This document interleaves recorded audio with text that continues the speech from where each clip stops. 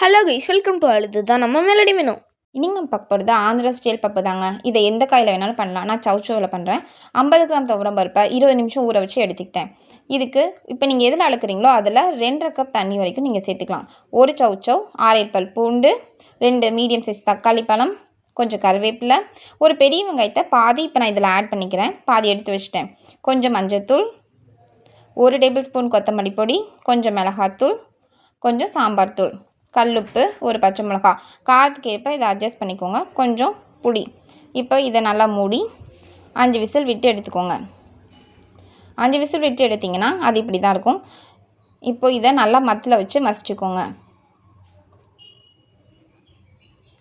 இப்போ இது தாளிப்புக்கு கட்டாயம் நெய் தாங்க சேர்க்கணும். இது நெய் சேர்த்தா தான் வாசனையாக இருக்கும். நல்லா 2 டேபிள் ஸ்பூன் நெய் சேர்த்து கடுகு, ஜீரகம், கருவேப்பிலை, ஒரு வரமிளகா, இதை நல்லா தாளிச்சிட்டு பெருங்காயத்தூள் லாஸ்ட்டாக ஆட் பண்ணிக்கோங்க. இப்போது இதில் ஒரு 5 பல் தோலோட பூண்டை கட் பண்ணி சேர்த்தாலும் சரி, இடித்து சேர்த்தாலும் சரி, எடுத்து வச்சுருந்த பாதி வெங்காயத்தை இதோட ஆட் பண்ணி நல்லா வதக்குங்க. வதக்கி தாளித்து கொட்டினா நம்மளோட பப்பு ரெடி. இது ரொம்ப டேஸ்ட்டாக இருக்கும். நீங்கள் செய்யும் போது அந்த ரூம் ஃபுல்லாக அந்த வாசனை நிரம்பி இருக்கும்.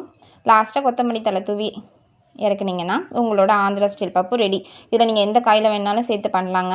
இது சாதத்தோட சூப்பராக இருக்கும். நல்லா சூடான சாதத்தில் நெய் போட்டு சாப்பிட்டிங்கன்னா ரொம்ப டேஸ்ட்டாக இருக்கும். நீங்களும் ட்ரை பண்ணி பாருங்கள். தேங்க்யூ.